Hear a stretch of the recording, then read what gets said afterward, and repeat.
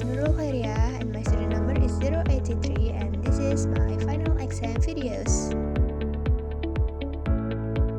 The mental health crisis on college campuses is worsening, with over 90% of students facing mental health issues during the 2020-21 school year, partly due to the pandemic and societal stressors. Montclair State University has seen a significant rise in mental health-related calls and support student well-being.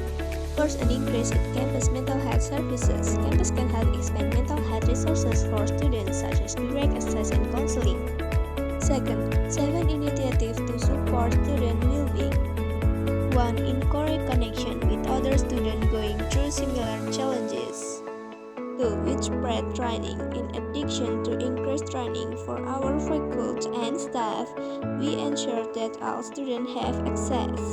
3. Access to immediate counseling. 4. Introduce nap mode. Research shows even short naps can boost energy level, and we know the lack of sleep can connect to anxiety and depression. 5. Bring emotional support animal to campus. Students say animals make a huge difference in lifting their spirits. 6. Rating the role of campus police. Officers are assigned not just to safety and compliments, they also embrace their role in development of our students. 7. Reduce mental health disparities among youth by conducting in-depth research into root causes, intervention, and solution.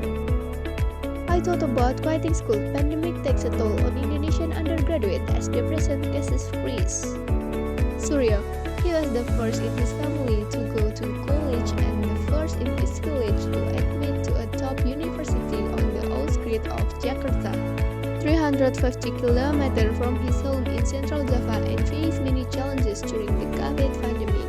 The first is pressure from family. My parents said I had to graduate quickly. I have to have good grades so I can get a good job and help my younger siblings. Then the COVID-19 pandemic hit when he entered the second semester, which made matters worse. All face-to-face classes were suspended. Fearing a nationwide lockdown, his family asked him to return to the village. And this is the second. The village had a poor internet and his family didn't have money for buy laptop for his learning.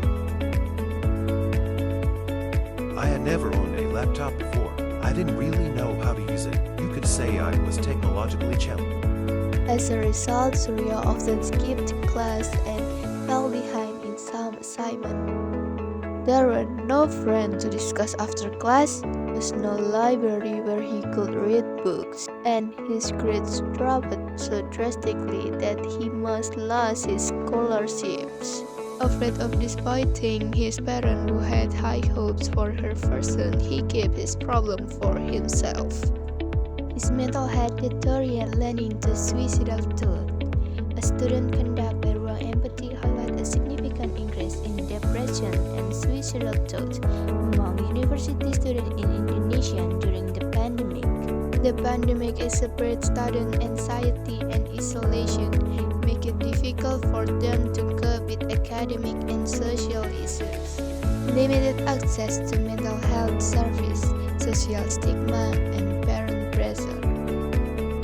Universities were urged to provide better mental health support, and the Indonesian government reopened campus and introduced hybrid learning to address student mental health needs.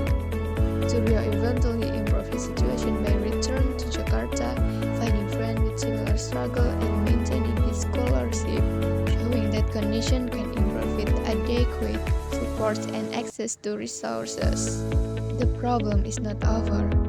There is still an increase in mental health issues among K-12 students after returning to face-to-face school for the 2021-22 Milis public schools. Students are exhibiting higher levels of stress, anxiety, and behavior problems. The risk in children's mental health symptoms has strained an already overwhelmed healthcare system.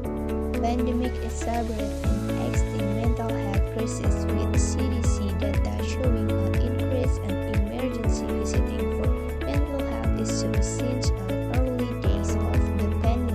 this problem worsened in 2021, leading to increased violence and self-harm in schools.